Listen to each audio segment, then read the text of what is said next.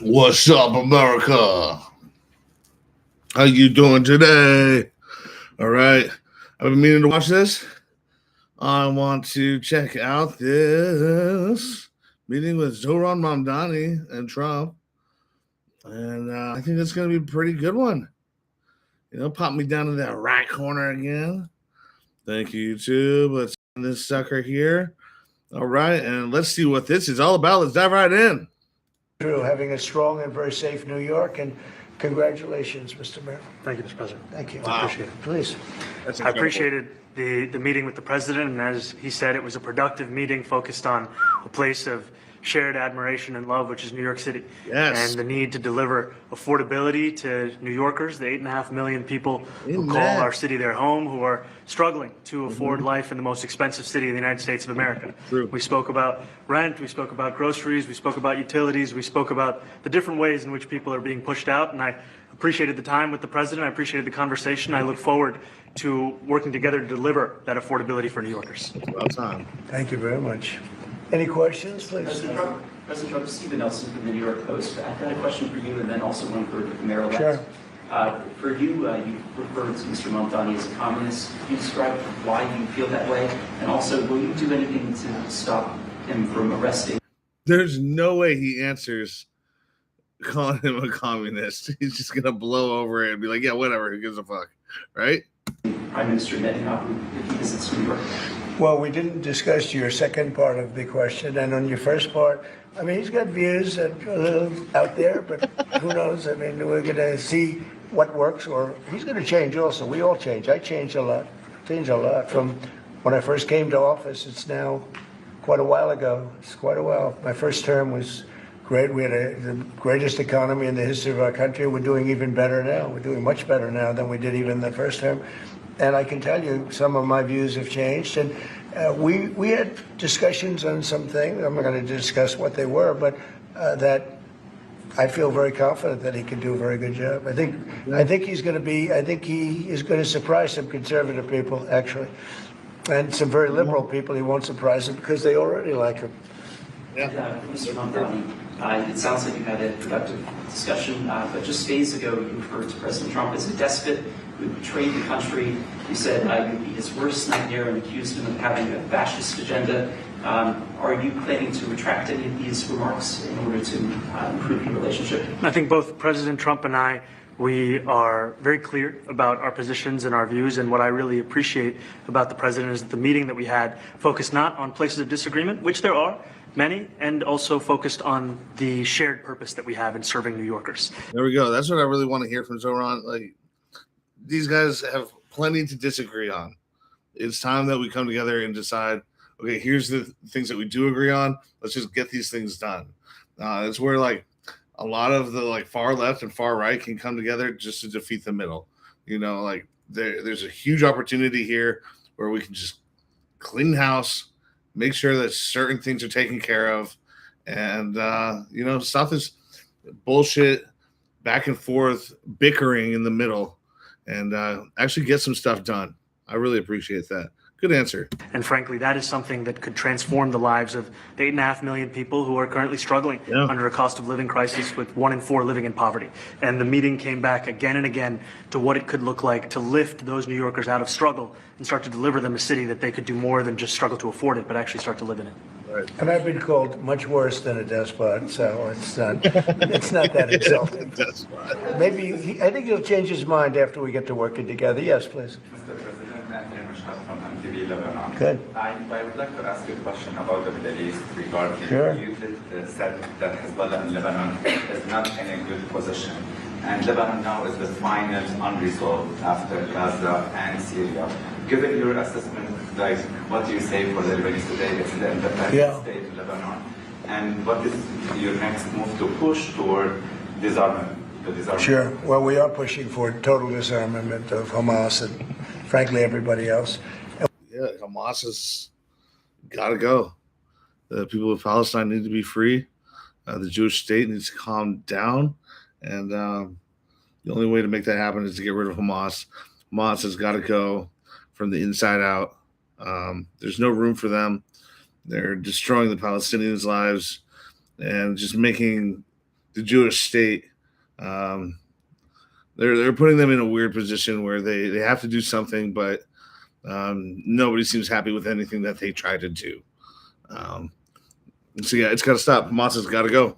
We actually have peace in the Middle East. As you know, the King of Saudi Arabia just left yesterday. We had some great meetings, and he's made a contribution toward the United States of more than $1 trillion. We have now over $20 trillion coming in. No country has ever had anything like that, not even close. If you go to 2 trillion or 1 trillion, it's a lot. We have 20 or 21 trillion dollars. Good Lord. I think that Hezbollah has been a problem in Lebanon, big problem. Yeah. We're working with Lebanon. We're working with everybody in the Middle East. That's another thing I think we have in common. We want to see peace in the Middle East, and we actually have now, for the first time, peace in the Middle East after 3,000 years. And now we're going to refine it, and I think you're going to see some very positive things happen. There is the potential to Only apply two bad actors, president. Oh, sure. Oh, I would do that, absolutely. And if the mayor would like to be here for that meeting, because I know he feels very strongly. I think you feel very, very strongly about peace in the Middle East. I think We desperately want it, and that's something that I shared with the president, that when I spoke to New Yorkers who had voted for the president last November on Hillside Avenue and Fordham Road, I asked them why. I heard again and again two major reasons. One was that they wanted an end to forever wars. They wanted an end to the taxpayer dollars we had funding violations of human rights, and they wanted to address the cost of living crisis. And I more chance to discuss no both more of those wars, things. he said a man. lot of my voters actually voted for him, and One in 10. and I'm okay with that. I'll do that. I'll sign it. Give it to me. I'll sign it in a minute. That's pretty good. Mr. President, Yeah, please. you threatened to send federal troops to New York City. You both have differences when it comes to ICE agents Right. in New York City. Mr. Mamdani, you called ICE a rogue government entity. I wonder how you reconcile your differences on both of those issues. Well, I think we're going to work them out, and I think that if we have known murderers and known drug dealers and some very bad people, you know. Yeah, and to be honest, come on, ICE agents. You need to identify yourselves. You need to have proper uniforms. You can't just be going in there looking like a bunch of ragtag guys that came out of a military surplus shop. It's got to stop. Like, come on now. Like, you got to have proper uniforms, proper identification. You can't just be showing up looking like a bunch of thugs yourselves and just arresting people and dragging them out of hospitals or government buildings. You can't just be doing that. There's a way to go about things, and that is not it. But you have a job to do, and these people have to leave. Go to another country, guys. I'm in another country right now. If you're illegal in their country, you're in a lot of trouble. Sorry, get over it. You respect other countries and what they have to say about their rules? Well, fuck that. They want you out. So what's wrong with it in America? We want them out. It's not a big deal. Come in legally or don't come in at all. We want to get them out, and the mayor wants to have peace. We discussed this at great length, actually, maybe more than anything else. He wants to have a safe New York. Ultimately, a safe New York is going to be a great New York. If it's not safe, no matter how well we do with pricing and with anything else, we can talk about anything you want. If you don't have safe streets, it's not. Remember what else I'm saying about this? Like, coming in illegally, what does that leave you up to? Leaves you up to being taken advantage of by who? The richest of the rich people. Okay, the richest of the rich are going to try and hire you and maneuver you and work you in a way that you are otherwise protected against. You know, if you came in legally, you get certain protections, and these are protections that are there for a reason. Now, it's not a perfect system. It's never going to be a perfect system. But the rest of the world, if you overstay your visa, for instance, you're in a lot of fucking trouble. Some countries are going to throw you damn near in a fucking dirt hole and forget about you, okay? Always remember where your embassy is at. Go to the embassy before you go to the airport if you overstayed your visa. But good Lord, guys. Like, this is a non-issue as far as I'm concerned. If you respect the boundaries of other countries, then you have to respect the boundaries of our own country. We're not an exception, okay? Not going to be a success. So we're going to work together. We're going to make sure that if there are horrible people there, we want to get them out. I think he wants to get them out maybe more than I do. So we'll work together. We discussed it. Especially at if you're a great length. criminal. Yes, Get out of please. here. Yeah, two questions, if I may. One for you, Mr. President, from BBC in a second. But first of all, for the Mayor-elect. You're both, from different parts of the political spectrum, you're both populists, though. And I just wondered to what extent the President's campaign style, his techniques, his social media use inspired any part of your campaign. Well, I actually told the president that, so much of the focus of our campaign has been on the cost of living crisis. And when we asked those New Yorkers who had voted for the president, when we saw an increase in his numbers in New York City, that came back to the same issue: cost of living, cost of living, cost of living. And they spoke about the cost of groceries, the cost of rent, the cost of Con Ed, the cost of childcare. And too often politicians are looking to lecture to New Yorkers what they should care about as opposed to listen. And when we spoke to those voters who voted for President Trump, we heard them speak about cost of living. We focused on that same cost of living. And that's where I am really looking forward to delivering for New Yorkers in partnership with the president on the affordability agenda.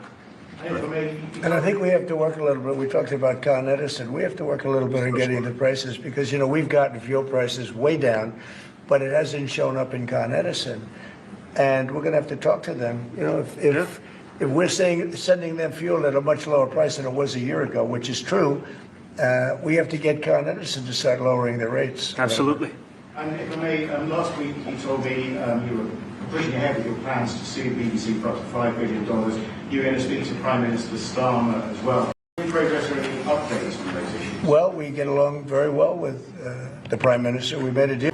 UK. I like him. He's a fine person, and I think they have some big energy problems. They've got windmills all over the place. They're going to have to start using other methods because their energy is out of control. Talking about in the UK, it's out of control, and he's got that problem. He's got a big immigration problem, as you know, and he's got a big problem. And we talk about it. He's a good man. Prime Minister's a good man. You had a chance to speak this week. I haven't spoken this week. Mr. President, have you spoken to President Zelensky? Have you attended Who? President Zelensky about your plan? Have you meet with him? I've spoken with their people. We have a plan. Zelensky's just going to have to say yes. Russia is basically saying, hey, you're going to run out of people far sooner than before we do. It's not going to end well for Zelensky and crew. Horrible what's happening. It's a war that should have never happened. It would have never happened if I was president, and it's a shame. And I thought they should have acted quicker.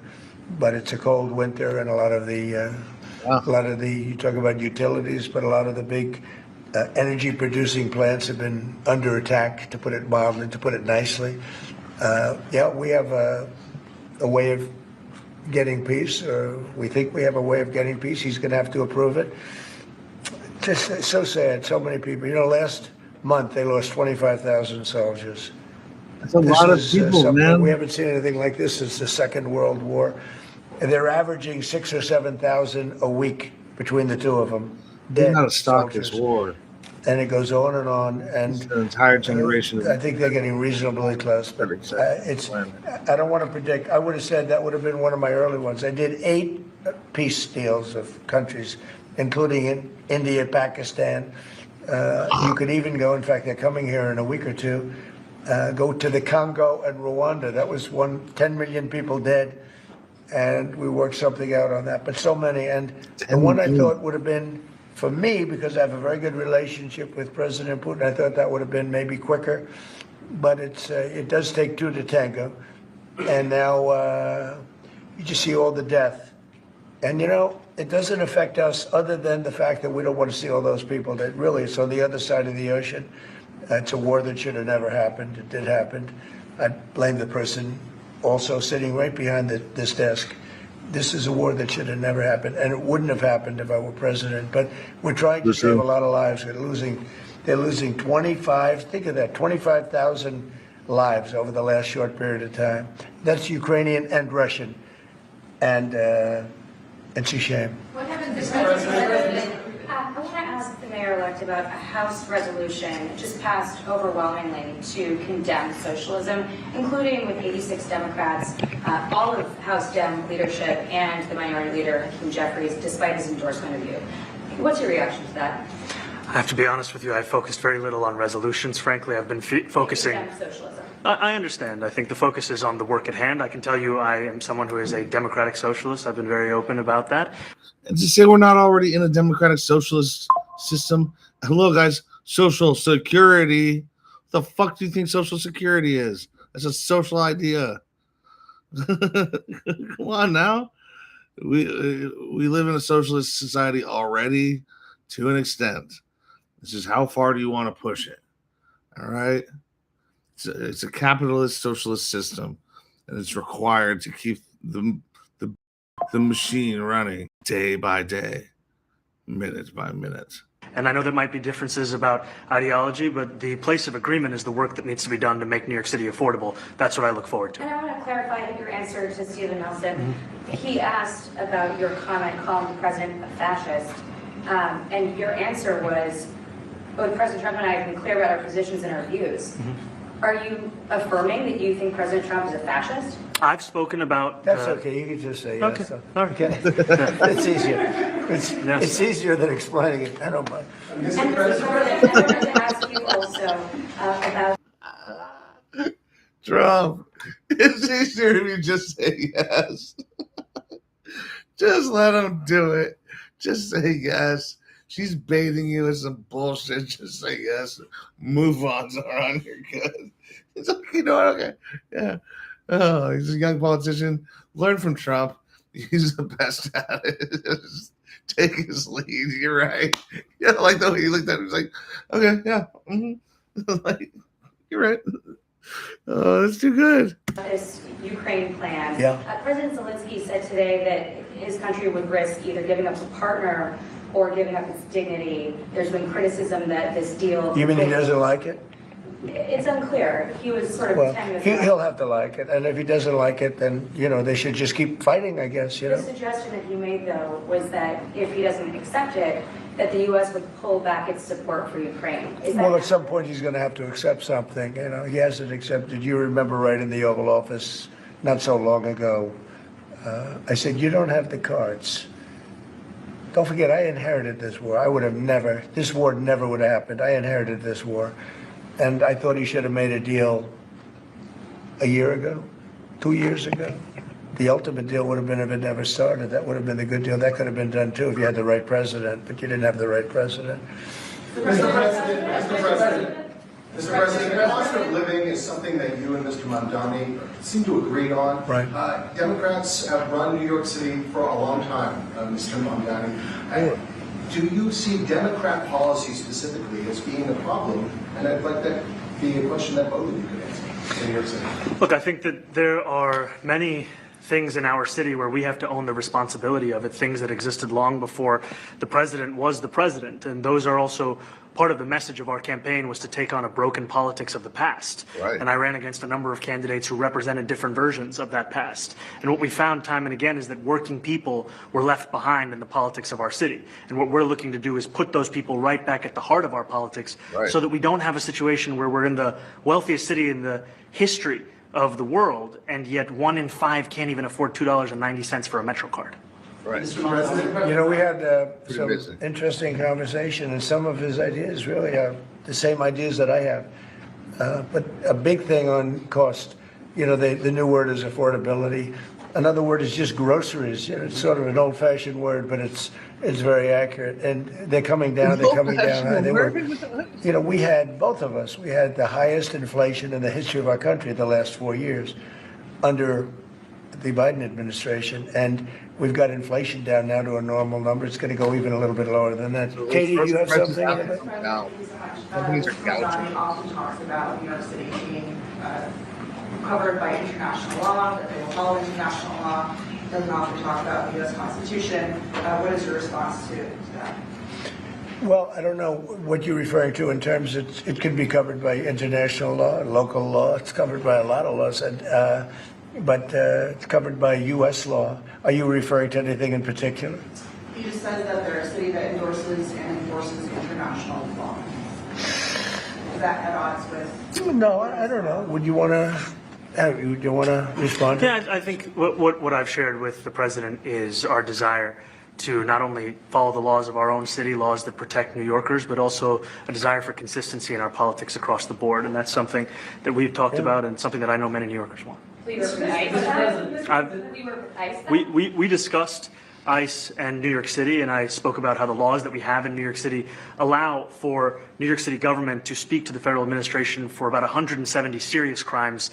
The concerns that many New Yorkers have are around the enforcement of immigration laws on New Yorkers across the 5 boroughs, and most recently we're talking about a mother and her 2 children, how this has very little to do with what that is. Mr. Mamdani, What we did is we discussed crime.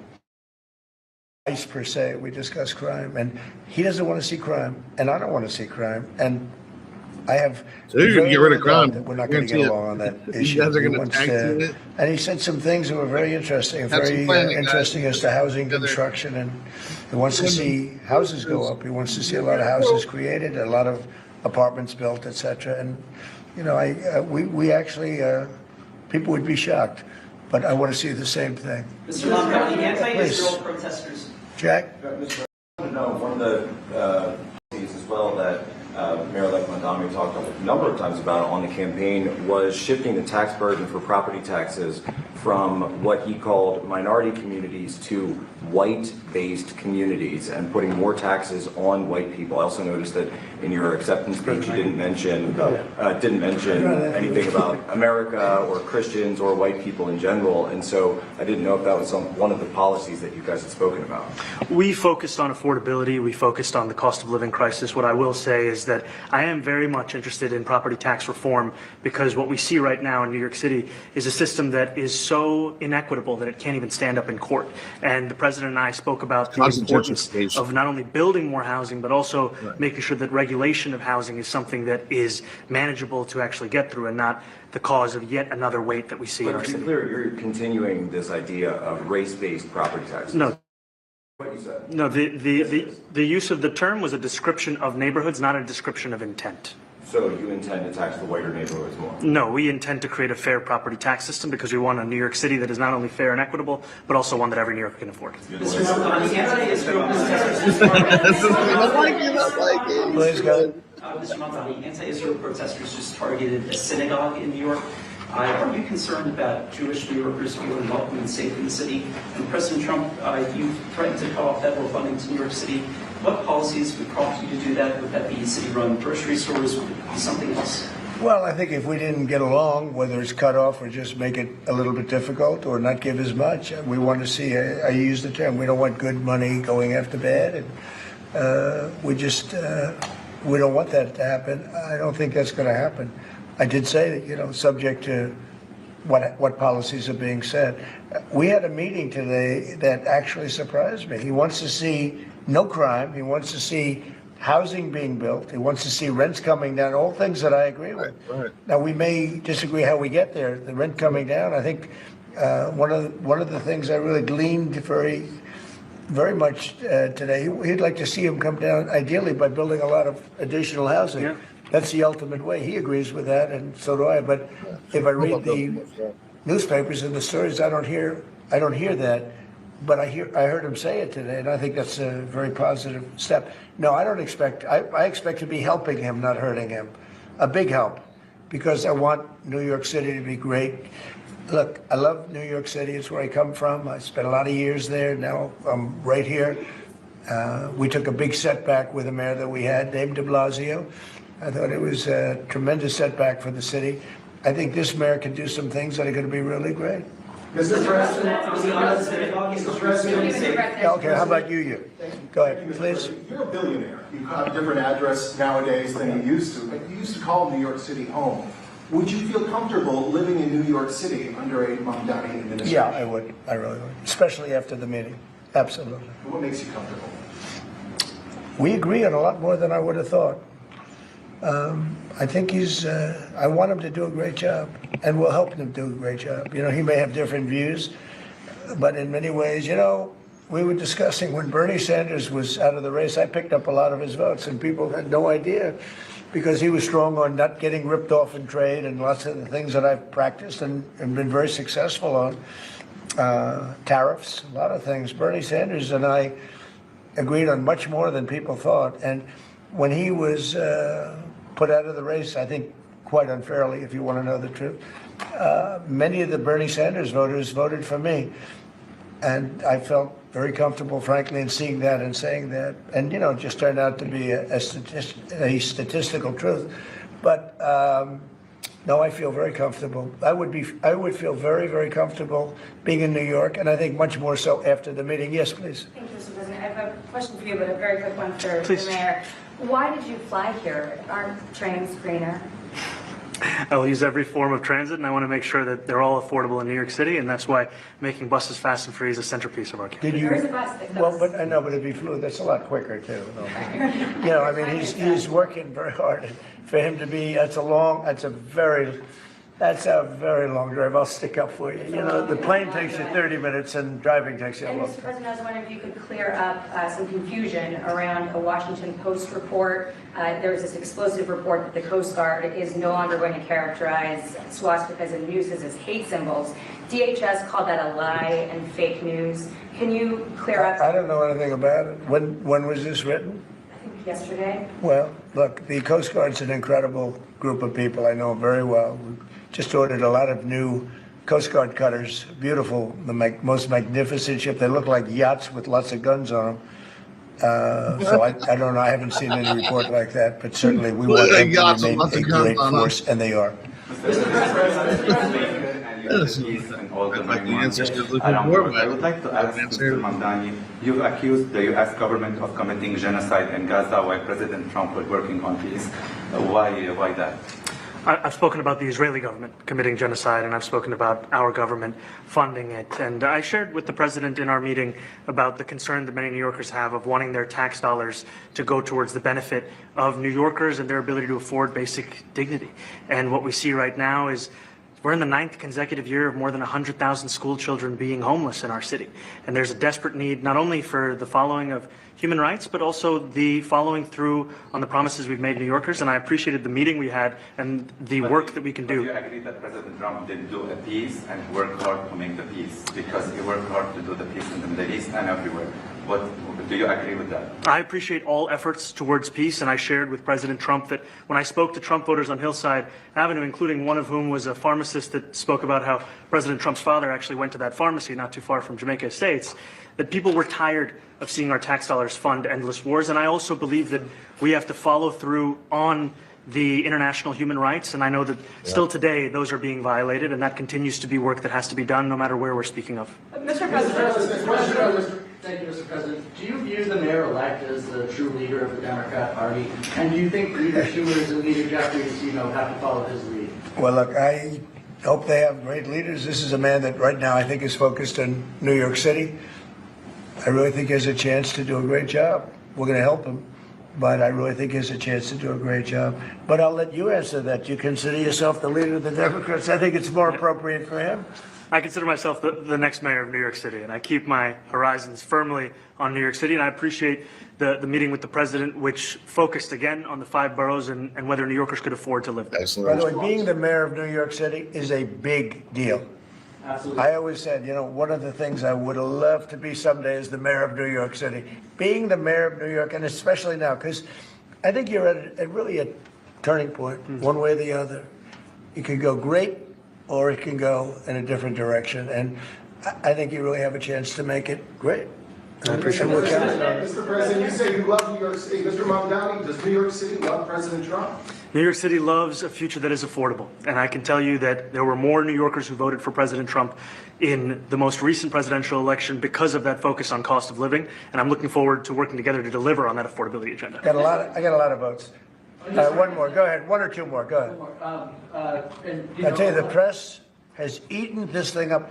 I've had a lot of meetings with the heads of major countries. Nobody cared. This meeting, that you people have gone crazy. Outside you have hundreds of people waiting. This is just a small little group. For some reason, the press has found this to be a very interesting meeting. The biggest people in the world, they come over from countries nobody cares. But they did care about this meeting, and it was a great meeting. Go ahead. Yeah, Mr. President, I was going to ask you exactly that. Why do you think there's so much more, so much excitement around this thing in some form? Because I think he's different. All right? I think he's different, and that can be in a very positive way, but I think he's different than you know, your typical guy runs, wins, becomes mayor maybe, and nothing exciting.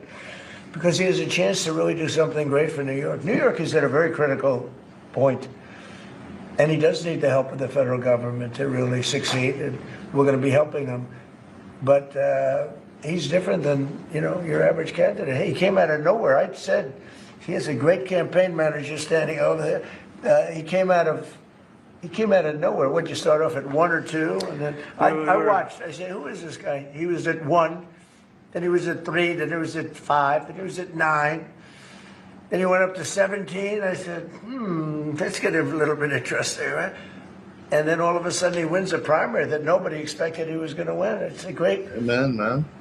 a great tribute. Good job. It's an amazing thing that he did. And I'll just add.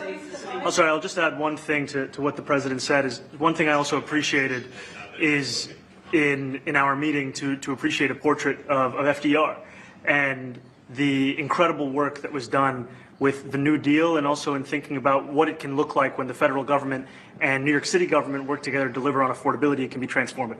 You know, we have a great portrait found in the vaults that was missing for years. I found it and I put it up. He's a Democrat, to the best of my knowledge. He's a Democrat.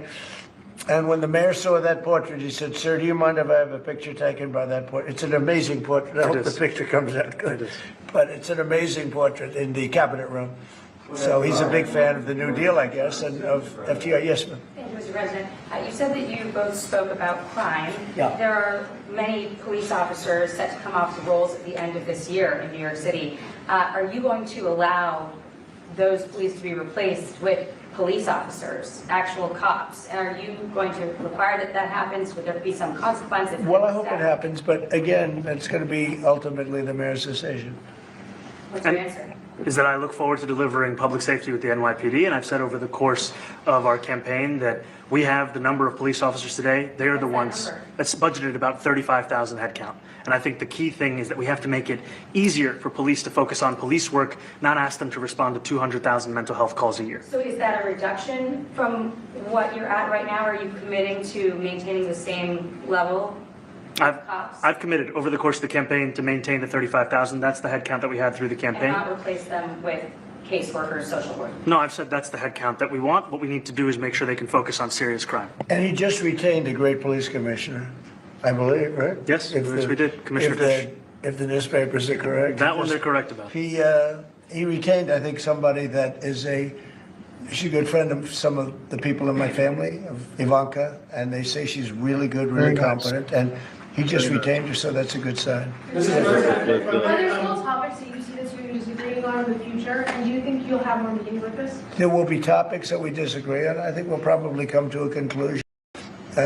Ultimately, he'll convince me, or I'll convince him. You know, it's for the good of New York. Ultimately, it's for the good of New York. I don't care about affiliations or parties or anything else. I want to see if this city could be unbelievable, if he could be a spectacular success, I'd be very happy. Do you think you guys will meet more in the future too? Excuse? Do you think you'll meet again in the future, you know, throughout the administration? I think we will. Yeah. I think we will. I hope we do. I enjoyed the meeting. We had a great meeting. Please. Mr. President, Republican Elise Stefanik has campaigned multiple times by calling Zohran Mamdani a jihadist. Do you think you're standing next to a jihadist right now in the Oval Office? What is with this bullshit questioning? Like, this chick over here is like really trying to stoke some fire, get some clickbait bullshit. I understand it, but come on now. Over and over and over and over again. The name calling. It's got to stop. She's out there campaigning, and, you know, you say things sometimes in a campaign. Isn't that sort of She's a very capable person. But you really have to ask her about that. But no, I don't particularly. I think I met with I met with a man who's a very rational person. I met with a man who really wants to see New York be great again. And I can say again, because New York was great. You know, when I came down to Washington initially, the city was so hot. It was doing great. We were having some telltale signs of problems. We had a mayor that was not doing a great job, but still, it was moving along. And it went bad. It really went, you know, pretty bad. And I think it's been at lower points, but it went pretty bad. I think he can bring it back. Now, the question is, will he bring it back all the way? Will he bring it back greater than ever before, which is, I guarantee, that's his wish. I think he wants to make it greater than ever before. And if he can, we'll be out there cheering. I'll be cheering for him. Okay? Thank you very much, everybody. You chose not to answer the question about sitting on the protest. Thank you very much. Oh, no, I care very deeply about Jewish safety, and I look forward to rooting out anti-Semitism across the 5 boroughs and protecting Jewish New Yorkers and every New Yorker who calls the City Hall.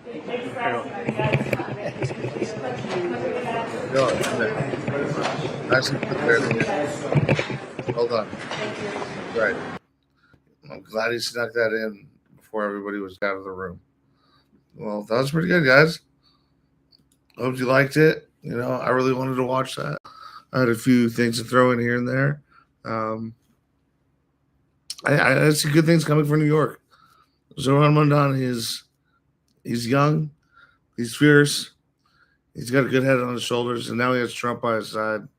I think only good things are going to happen from here on out. So, best of luck to you, Zohran. Peace out, guys. Till next time.